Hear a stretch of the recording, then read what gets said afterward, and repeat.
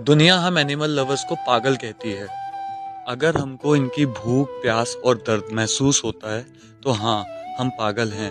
हम उन लोगों की तरह नॉर्मल इंसान नहीं हैं जिनको ये सब महसूस ही नहीं होता।